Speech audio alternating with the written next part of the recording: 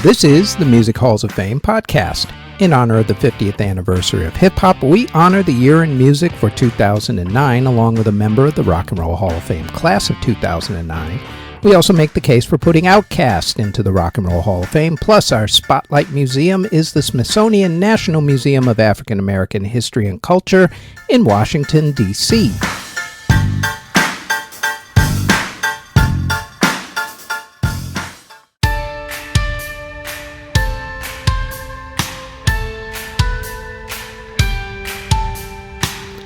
Before we get going with the podcast, like everyone tells you, please like, subscribe, and hit the notification bell so you'll know when these podcast episodes drop, which is usually every Thursday. Now, on to this week's episode.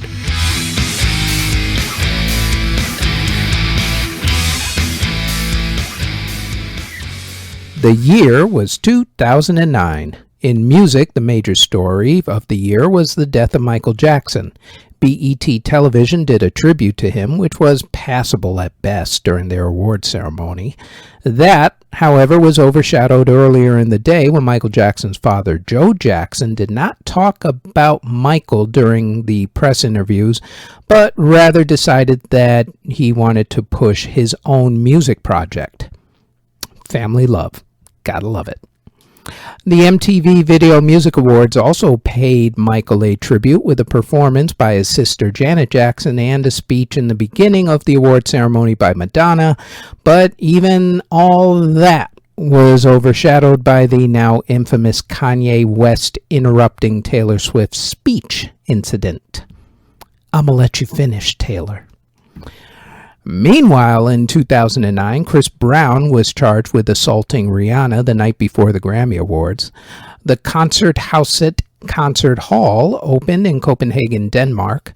The inauguration of President Barack Obama drew star-studded music artist power to inauguration concerts and balls, including Beyoncé, who got into trouble with singer Etta James because Etta didn't like the fact that Beyoncé performed Etta's classic At Last as the first dance song for the President and First Lady Michelle Obama.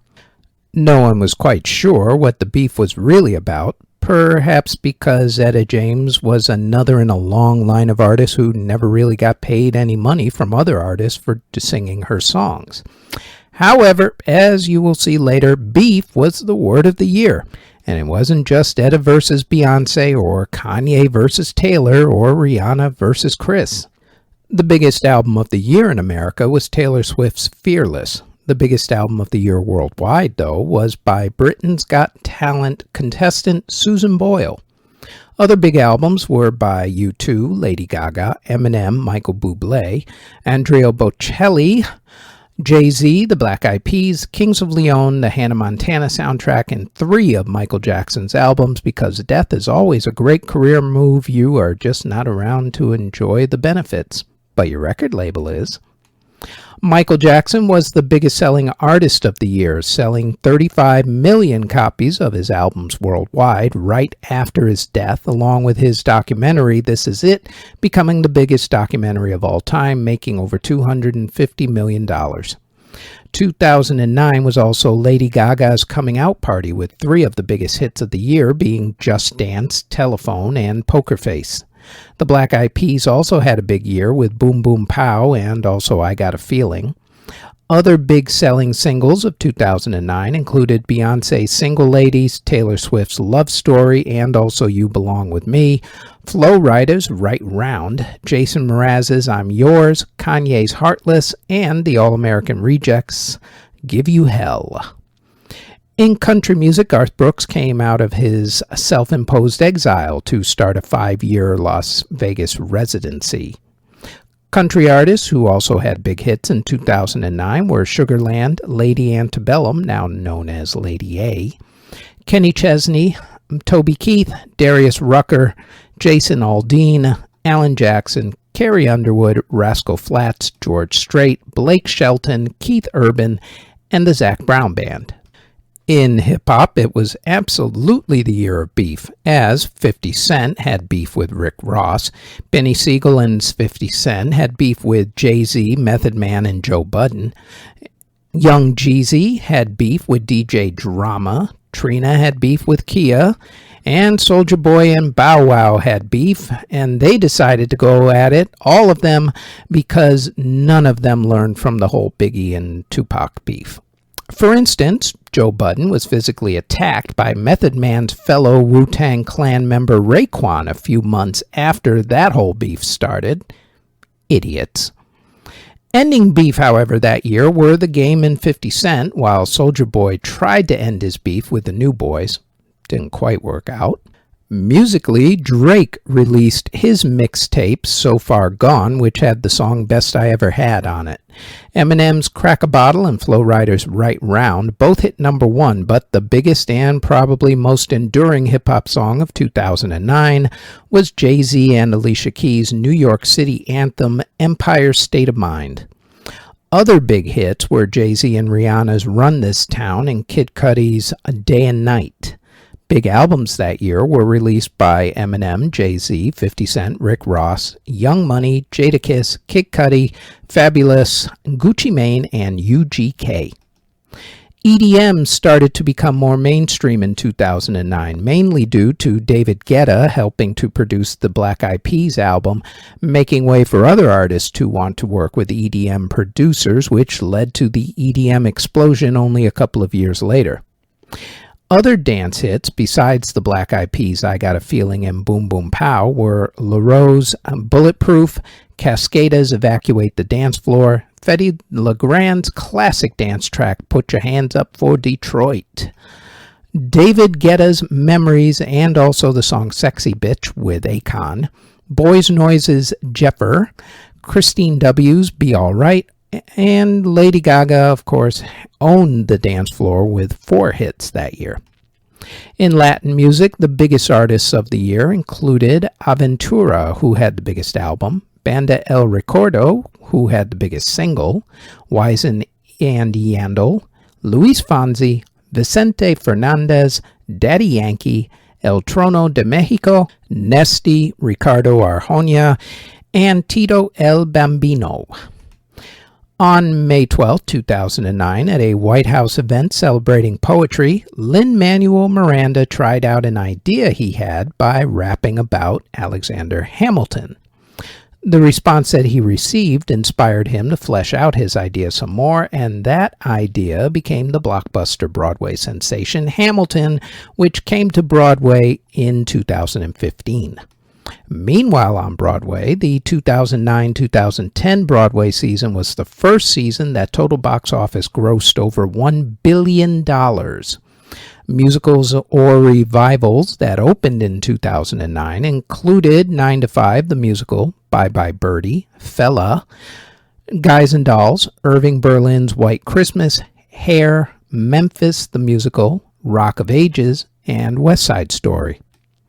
Bands who formed in 2009 included AWOL Nation, Basement, Diddy Dirty Money, Duck Sauce, Foster the People, Icona Pop, 21 Pilots, Nick Jonas and the Organization, and Zed's Dead.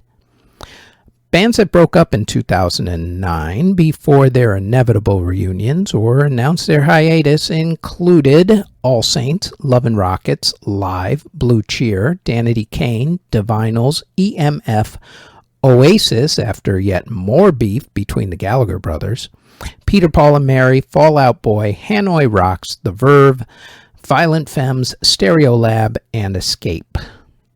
Bands that either reunited or came back from extended breaks included the Bee Gees, Blink-182, Cinderella, Creed, The Cranberries, Faith No More, House of Pain, Johnny Hates Jazz, Mott the Hoople, Mr. Big, Fish, The Plastic Ono Band, Public Image Limited, Skunk Anansi, Spandau Ballet, Wang Chung, Sublime, and the Jacksons. Aside from Michael Jackson, other major musical deaths included guitarist Ron Ashton of the Stooges, guitar great Les Paul, DJ AM, who committed suicide, Billy Powell of Lynyrd Skynyrd, Dan Seals, Wayman Tisdale, blues great Coco Taylor, singer Al Martino, Avenged Sevenfold founder The Rev, singer Vic Chestnut, singer Carla Boney, singer Stephen Gately of Boyzone, singer Taylor Mitchell, singer Mercedes Sosa, DJ Rock Rada, Singer Willie DeVille, drummer Uriel Jones of Motown's house band The Funk Brothers, Randy Kane of the Delphonics, Bob Bogle of the Ventures, rapper Dala, Steve Ferguson of NRBQ, opera singer Shi Pei Poo, the father of Latin Boogaloo Joe Cuba, singer Vern Gosden, composer Maurice Jarre, singer Elaine Bouchon, singer Hank Lachlan, Lux Interior of the Cramps, Dewey Martin of Buffalo Springfield, and Mary Travers of Peter, Paul, and Mary. In awards for the music of 2009, at the Grammy Awards, Taylor Swift's Fearless won Album of the Year, making her, at the age of 20, the youngest winner of the award, until Billie Eilish did it a decade later at the age of 18. Record of the Year went to Kings of Leon's Use Somebody. Beyoncé won Song of the Year for Single Ladies, and the Zac Brown Band won Best New Artist. At the MTV Video Music Awards, Beyoncé won Video of the Year for Single Ladies, although, as mentioned before, Kanye stole the show that year with his whole getting up on stage routine. At the American Music Awards, Taylor Swift won Artist of the Year. The Billboard Music Awards weren't held that year. Lady Gaga's Born This Way won Favorite Album, and Katy Perry and Kanye's song E.T. won Favorite Song at the People's Choice Awards in 2009. Taylor Swift won Entertainer of the Year at the Country Music Association Awards and also Entertainer of the Year at the Academy of Country Music Awards. Beyoncé won Album of the Year at the Soul Train Music Awards. Florence and the Machine won Best British Album for Lungs, and JLS won Best Song for Beat Again at the Brit Awards. Michael Bublé's Crazy Love won Best Album, while his song Haven't Met You Yet won Best Song at the Juno Awards. Empire of the Sun won Album of the Year for Walking on a Dream, and also won Song of the Year for the song of the same name, Walking on a Dream, at the ARIA Music Awards. At the Eurovision Singing Contest, which was held in Moscow, Russia that year, Alexander Rybak from Norway won for the song Fairy Tale. At the Tony Awards, Billy Elliot, the musical, won Best Musical, and Hair won Best Revival of a Musical. Steve Reich's piece Double Sextet won the Pulitzer Prize for Music. In the music categories for the Academy Awards, the soundtrack for the movie Up won Best Film Score, and the song Weary Kind from the movie Crazy Heart won Best Song. Speech DeBelle won the Mercury Music Prize, becoming the first woman in 7 years to win that award. The Rock and Roll Hall of Fame induction ceremony took place on April 4th at Public Auditorium in, for the first time in 12 years, Cleveland, Ohio. It was also the first time that the public were allowed to buy tickets to the event. At the ceremony, bass guitarist Bill Black, drummer DJ Fontana, and keyboardist Spooner Oldham were inducted into the Sidemen category. It was the final year for the Sidemen category, as the category was expanded upon in 2010 and became the Award for Musical Excellence category. In the Early Influencers category, the Hall inducted Wanda Jackson, and in the Performers category, the Hall inducted Metallica, Bobby Womack, Jeff Beck, Little Anthony and the Imperials, and this next group.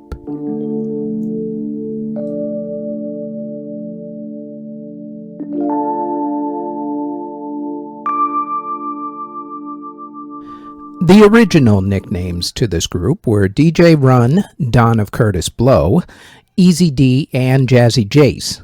In the very early 80s, there were 3 kids who grew up in Hollis, Queens. Joseph Simmons had an older brother named Russell, who was a hip-hop promoter and had started a record label with his college roommate, Rick Rubin, called Def Jam Records. Russell, at the time, promoted rapper Curtis Blow and needed someone to be Curtis's DJ. Joseph was recruited to be the DJ that time. And soon, Joseph wanted to rap. Russell let Joseph record one song, which went absolutely nowhere. In the meantime, Joseph had a friend called Daryl McDaniel. The two of them wanted to rap as a duo. At first, Russell said no because he didn't like Daryl's rap style, but eventually he said yes. They needed a DJ, though, so they got their friend Jason Mizell. Russell then changed all their nicknames. Joseph DJ Run, son of Curtis Blow, became Run. Daryl Easy D became DMC, and Jason Jazzy Jace became Jam Master Jay, and the group became known as Run DMC. For the record, they all hated the name of the group, but it kind of grew on them after a while. They signed to Profile Records and released their first single, It's Like That. The song hit number 15 on the Billboard R&B charts. After that success, they released their first album, Run DMC, in 1984. That album had hits like Hard Times on it. It also had the transcending song Rock Box, with a mixture of hip-hop and hard rock, complete with the blistering guitar of session musician Eddie Paul Martinez. The song was one of the first to combine what were, at least at that point, two separate worlds: black inner-city hip-hop and white heavy metal. Both were considered dangerous in the eyes of the mainstream, which actually made them a perfect combination for the kids. 1985 was a big year for the group from a career perspective. First, they released their next album, King of Rock, which further solidified their sound with the songs King of Rock and Can You Rock It Like This. They were then the only hip-hop act to perform at Live Aid. They followed that up with an appearance in the hit movie Crush Groove.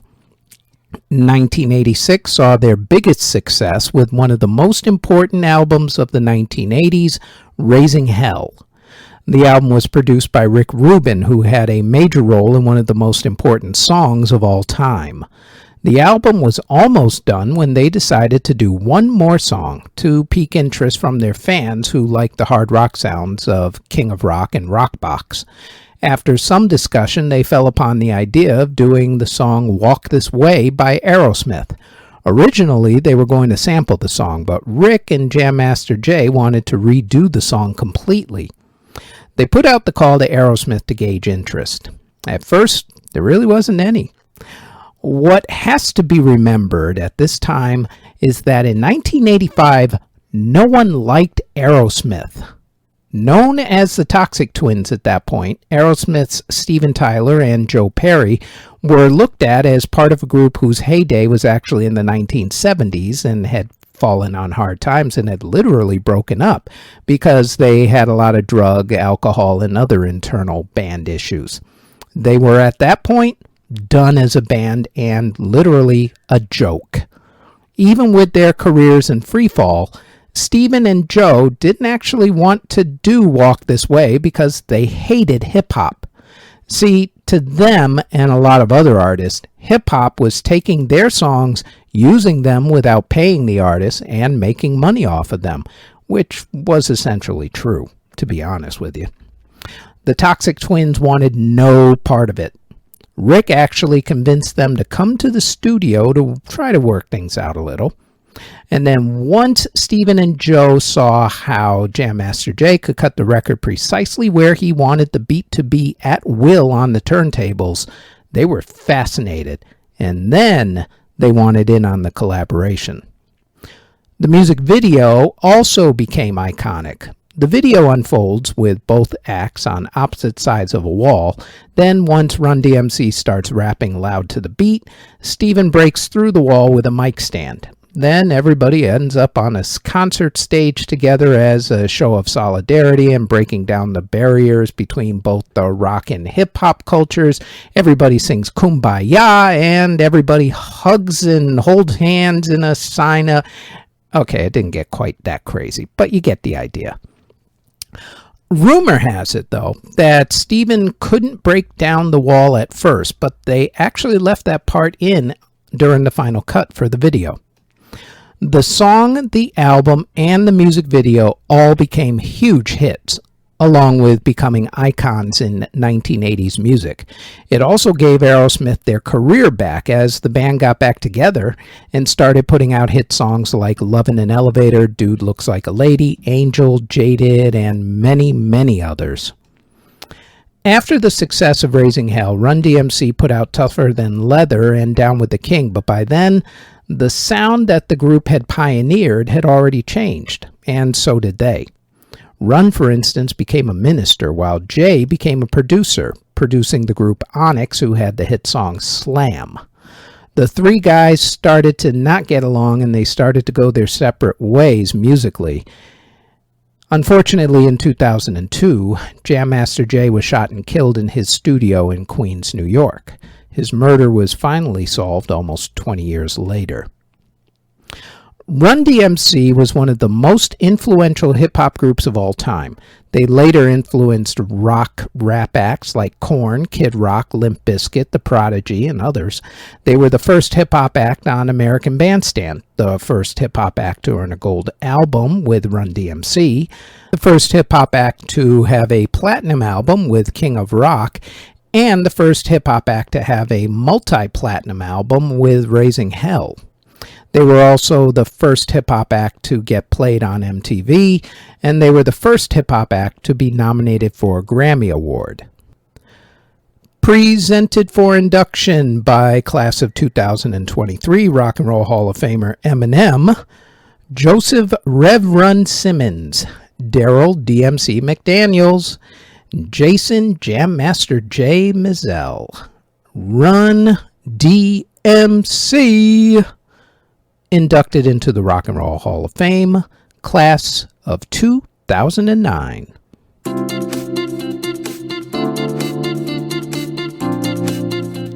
Before we get to the rest of the podcast, we'd like to tell you about our other podcast, the Music History Today podcast. Every day we tell you what happened on that date in music history, along with music releases, birthdays, and passings. So, if you like this podcast and want more music history, then please search the Music History Today podcast in audio or video form on YouTube or wherever you get your podcast from.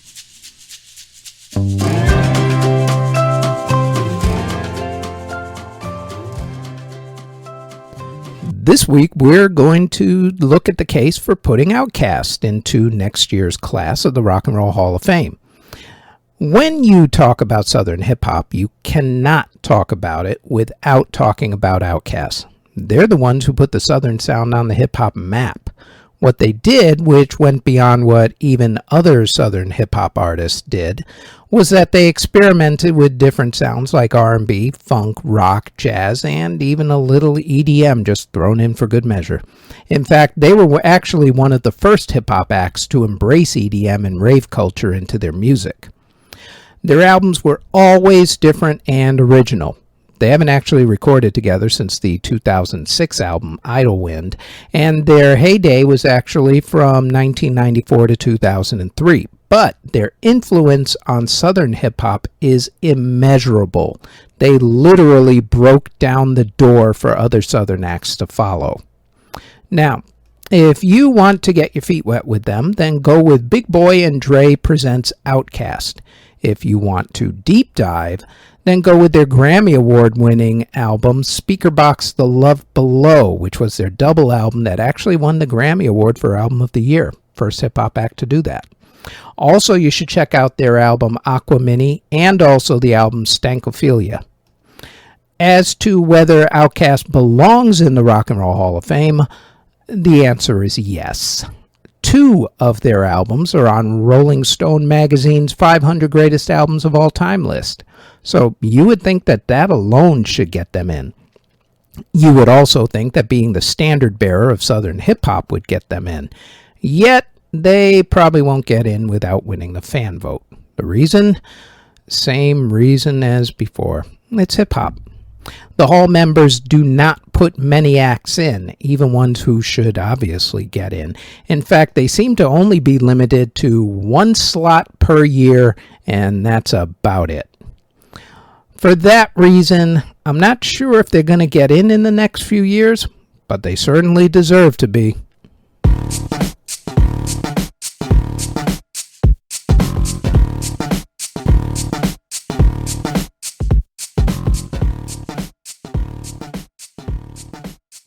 This week's museum is the Smithsonian National Museum of African American History and Culture in Washington, D.C. The museum is located on the National Mall, right across the street from the Washington Monument, actually. The museum highlights the experiences and contributions to specifically America, but also more broadly, the world.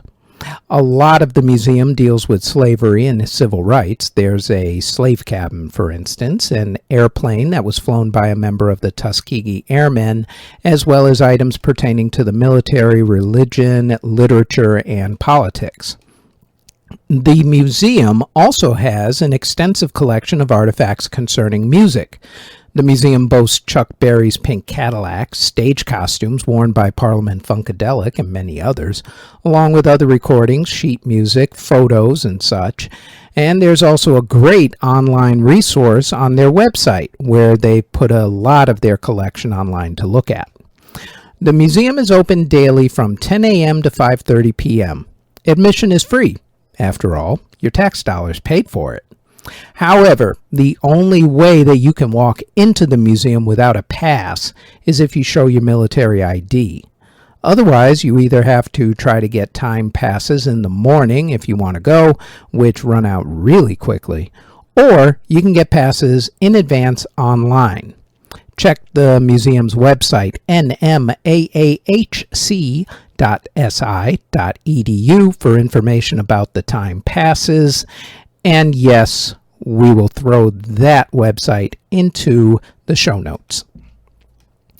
In the museum's archives is an extensive photography collection of hip-hop historian and former Def Jam Records publicist Bill Adler. Bill amassed what could be described as the largest and most important photo collection of hip-hop artists and culture of the 20th century. It has over 400 photographs covering hip-hop from the early 1980s to the early part of the 21st century. This collection comes on the heels of the museum's 9 CD and coffee table book box set on the history of hip-hop, along with photos and music from artists such as LL Cool J. The museum also has items from this pioneer. On August 11th, 1973, there was a party that was held in the basement of 1520 Sedgwick Avenue in Bronx, New York, about a mile away from Yankee Stadium, give or take. It was to celebrate a girl's birthday.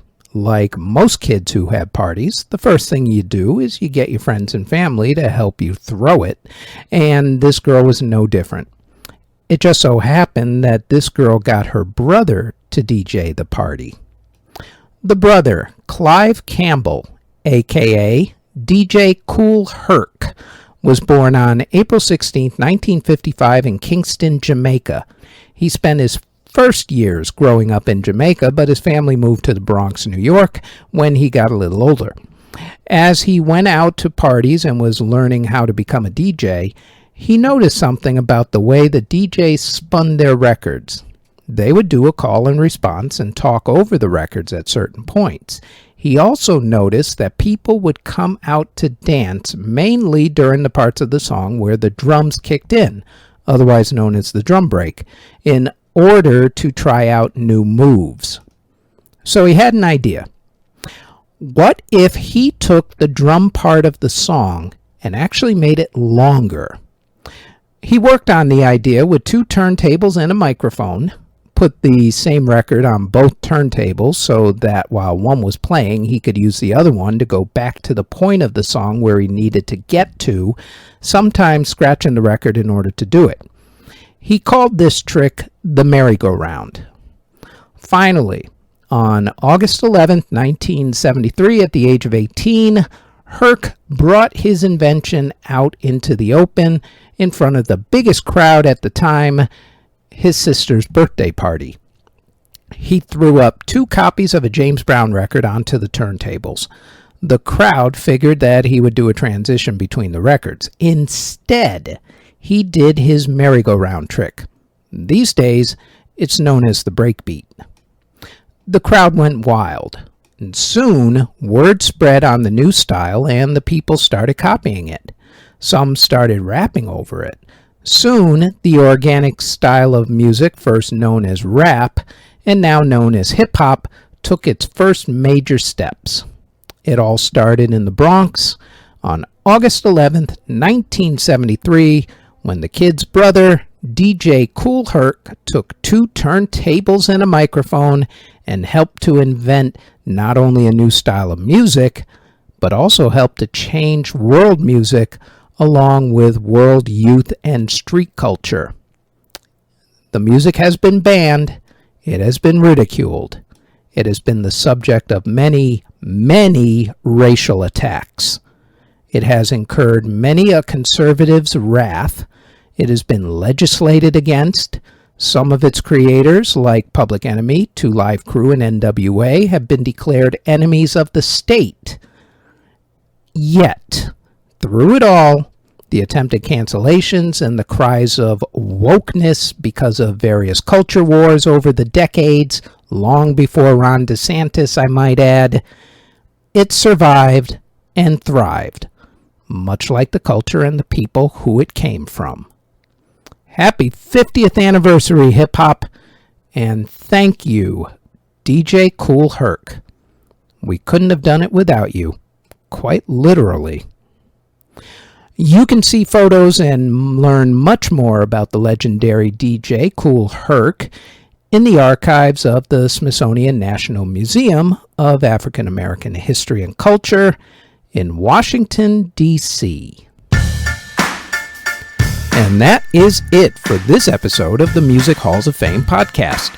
For more podcast episodes, which drop every Thursday in audio and video form, then please like, subscribe, and click the notification bell on YouTube, Spotify, Apple Podcasts, iHeartRadio Podcasts, CastBox, Google Podcasts, or wherever you get your podcast from.